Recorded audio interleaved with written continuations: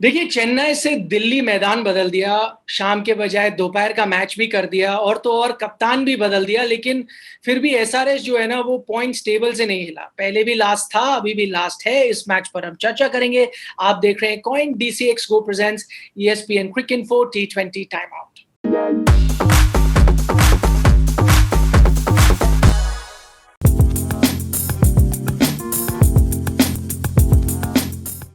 हमारे साथ जुड़ गए हैं दीप दासगुप्ता। दीप, सबसे पहले तो हम बात कर रहे हैं जॉस बटलर की बॉस जैसी पारी जो उन्होंने खेली, 124 रन बनाए। ये वही जॉस बटलर है जिनके बारे में हम जानते हैं, जो व्हाइट बॉल के एकदम सरताज है। उनकी झलक इस आईपीएल में उस अंदाज में पहली बार देखने को मिली। बिल्कुल, लेकिन ये भी ना भूलें कि शुरुआत में वो थोड़ी सी कठिनाई उनको हुई थी। मतलब पहले के 32 रन जो बने थे वो 30 गेंदों में, तो ऐसा नहीं कि पहले से इतने फ्लुएंट दिखे इस पारी के। तो पहला जो एक हाफ था, आप कह सकते हैं पहला हिस्सा, वो थोड़ा सा स्ट्रगलिंग फेस था, लेकिन दाद देनी पड़ेगी उनको कि वो खड़े हुए थे। ऐसा नहीं कि हाल नहीं छोड़ा और एक खराब शॉट खेल के आउट हो गए। तो खेलते रहे, अपने आप को वहां पे बनाए रखा और फिर वक्त के साथ साथ फिर टाइम करने लग गए और बेहतर शॉट्स लगाने लगे।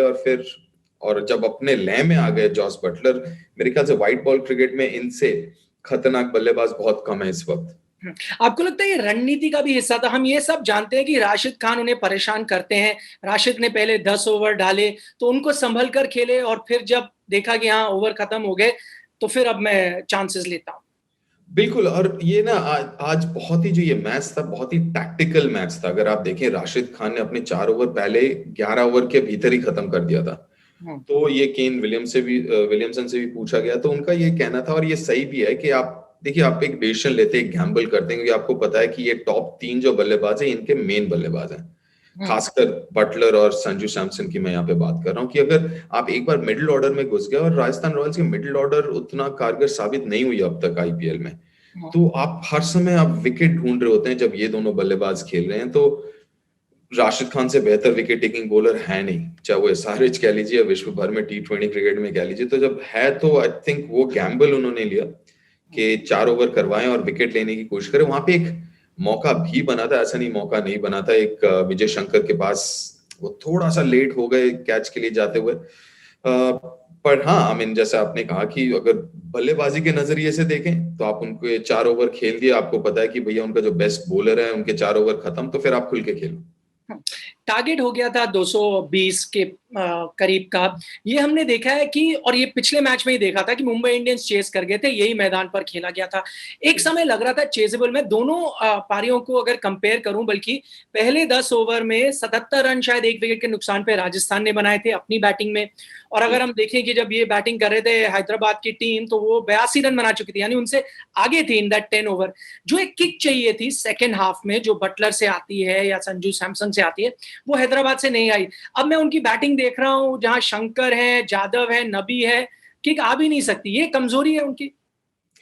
देखिए, मिडिल ऑर्डर का जो मसला, ये आज का नहीं है। एसआरएच के साथ पिछले 2-3 साल, 4 साल कह लीजिए, ये रहा है। तो वो एक ऐसी टीम रही है जो काफी निर्भर करती है अपने टॉप 3 के ऊपर। और चाहे आप जितने मर्जी आप प्लेयर आजमा लीजिए, लेकिन कहीं ना कहीं वो मिडिल ऑर्डर तो फंसता है, और आज भी वही हुआ। और थोड़ा सा आज काम और भी मुश्किल ये हो गया था कि 2 सेट बैट्समैन अचानक से आउट हो गए।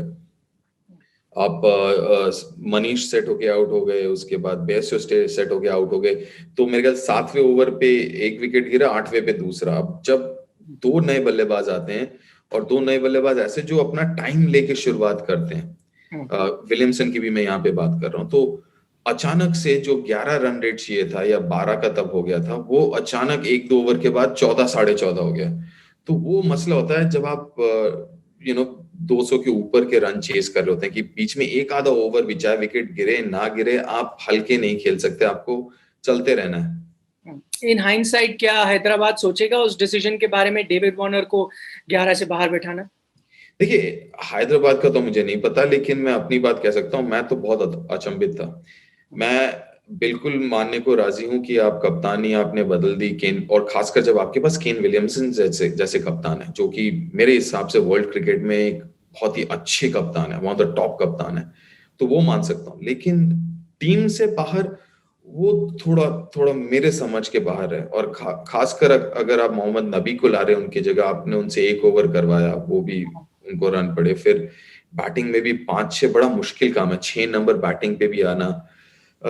या तो फिर आप उनको खिलाएं कि 4 पे बैटिंग कर लें आके टॉप ऑर्डर पे, और उनसे 2-3 ओवर कम से कम कराएं। तो कहीं ना कहीं मुझे लगा कि पता नहीं, मैं तो वैसे ही सरप्राइज था कि वो नहीं खेल रहे।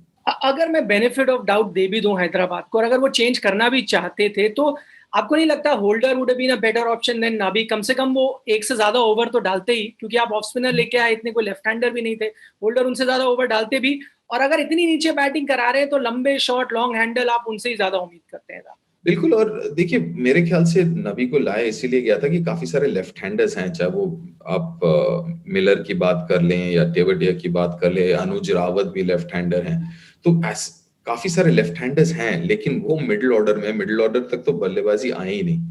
मतलब जब तक आई वो आखिरी के 2-3 ओवर ही बचे थे। तो मेरा मतलब, मैं समझ सकता हूँ वो क्यों गए हैं जॉस बटलर की, माफ कीजिएगा, जेसन होल्डर की जगह मोहम्मद नबी के साथ। और मेरे ख्याल से नबी, खैर 6 नंबर मुझे लग रहा था कि जब वो खेल रहे हैं तो शायद इस मैच में 4 नंबर पे आए या 5 नंबर पे आए, वो भी नहीं देखा मैंने। तो मुझे समझ में नहीं आया कि किस लिए।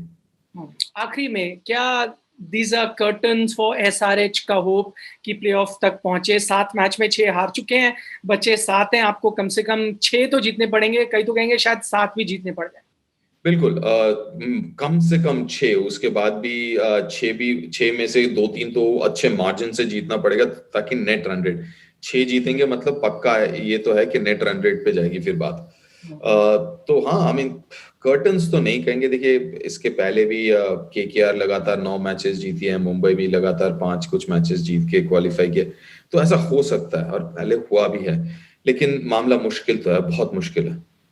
और खास तौर पर आज की जो हार हुई है, 55 रनों से हारी है टीम, तो इसकी भरपाई कैसे होगी? मैच तो आप जीत लेंगे, लेकिन जैसे दीप ने कहा, रन रेट का भी ख्याल रखना होगा। इस बीच आपको याद दिला दें कि आप वीवो आईपीएल का लाइव मैच और मैच हाइलाइट्स दे सकते हैं डिज्नी प्लस हॉटस्टार पर। फिलहाल आप देख रहे थे coin DCX Go presents ESPN क्रिक इन्फो T20 टाइम।